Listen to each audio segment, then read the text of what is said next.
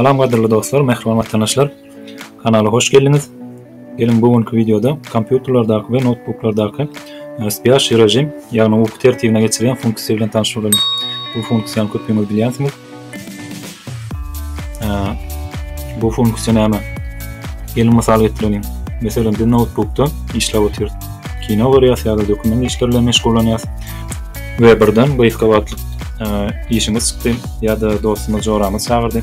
Şolaryň ýanyna notebook'umuzy alyp gitmeli bolamyz-da kompýuter göçürüp ýa-da ýakmalyk üçin şu funksiýa peýdalanýar. Ol edil göçürilen ýagdaýyna geçmeýär, ýöne köp variat harçlamasyny çekdirýär. Ekran açyk ýagdaýyna bolýar. Ýene-de bir gowy tarapy, meselem dokument işläp oturan bolsak, şu spiyaş rejimi geçirip koyanmazdan soň edip oturan işimiz pozulmaýar. Bir saatdan soň gelip arkaýyny açyp dowam etip bilýär. Dostlar, gelin spiyaş rejim funksiýasynyň awtomatik ýagdaýyna gurulmasyny öwrenelim. Bunuň üçin ilk bilen pulska basýas we parametri şoňa girýär. Ve bundan sonra sistema funksiyonuna geçeceğiz.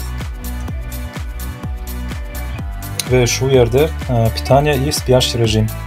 Şuna basacağız. Ve şu yerde görüşme diyelim. Şu birinci ekran funksiyası. Dine kompüterin ekranını sürüyor. Misal için zaryatdan ayrılık vakti. Misal için 5 minutdan sonra ekran açıyor. Dine ekran açıyor. Spiyaş rejime geçmiyor. Bu bolsa dine zaryatı bolsun, bolmasın tapal diyor. Eğer internette satılı bolsa, misal için 15 minutdan, belki de 15 minutdan sonra ekranı açıp ýagdaýyna geçer. Bu ikinci ýa-da aýdan spiyaş rejim funksiýany. Bu bolsa ýokarda aýt geçişimiz ýaly zaryatdan aýrylyk wagty 15 minutdan soň awtomatik ýagdaýda spiyaş rejimine geçer. Bu aşakan şonuň ýaly internete baglangan wagtynda bir saatdan soň spiyaş rejimine geçer.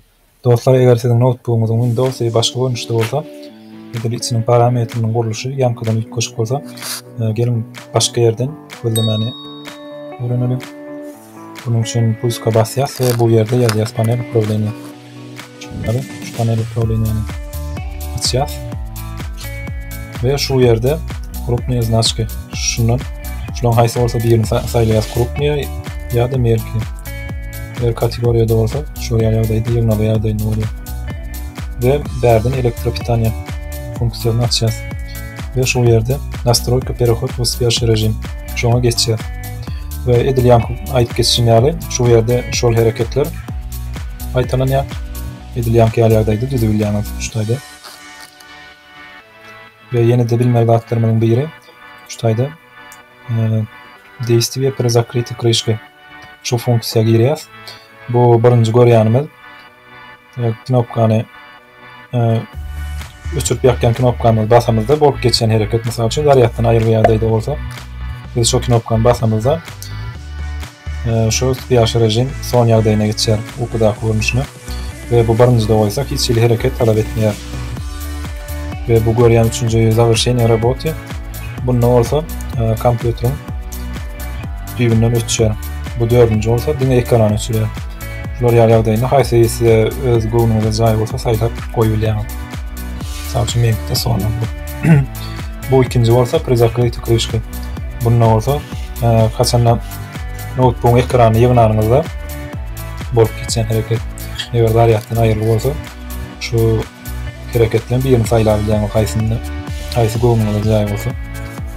Ve bunu düzeniniňizden soň сохранить изменения. Şuna basýar ve hemmesi sahranit bolýar. Dostlar, şunun bilen şu videoni tamamlaýan. Bu video size peýdar bolanlar diýip umyt edýän. Indiki videolarymyzda görüşýänçe hoş, sag bolun.